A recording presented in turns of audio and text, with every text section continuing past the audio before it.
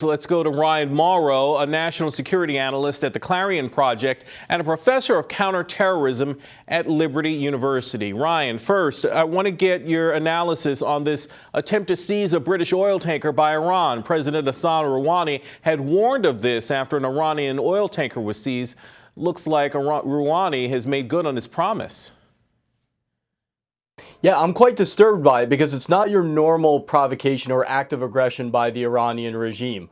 So that's basically my analysis. It's not normal, and the reason is because you hear of these threats going back and forth, and even sometimes where you have these hostile military maneuvers or even attacks on oil tankers that have happened a lot over the years. But to actually attempt to seize an oil tanker that has people on it like that and essentially hold them hostage, that's a remarkable escalation, and it's in response to the British seizing an Iranian oil tanker that was headed to Syria, which is, from our perspective, really not that big of a deal. But the Iranian regime really upped the ante, and they want to bully the Europeans, including the British, but Europe overall. And I think that this is connected to the issue of the nuclear program, but it's also connected to the issues of state sponsorship of terrorism and really everything. The Iranians still believe that they can bully the Europeans. The Europeans are going to have to punch them back, or it's going to keep happening over and over again.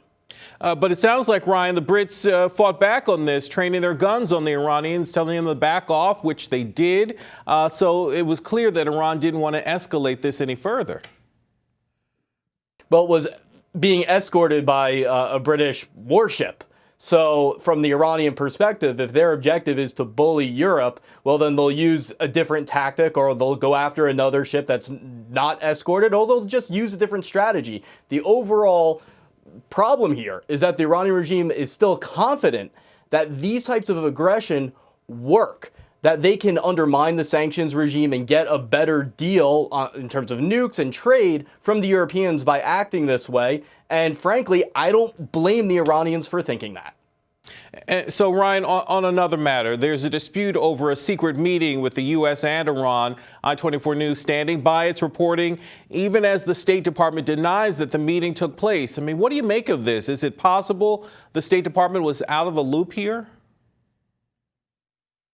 That's possible. It's possible that was other types of personnel that were involved, but it also could be by design so that the State Department could deny that. And then if they were to get exposed, they can just say, oh, well, we weren't talking about us.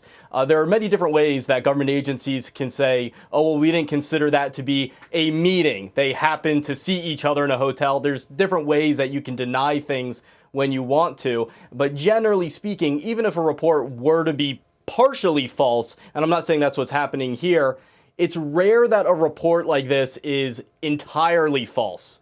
So pay close attention to the denials of the U.S. government, because we've heard reports of this type of thing even under the Bush administration while they were openly opposed to having those talks. Yeah, and it sounds like it's a situation where we may never know which side is more accurate here. National security analyst at the Clarion Project, Ryan Mauro. Ryan, thanks.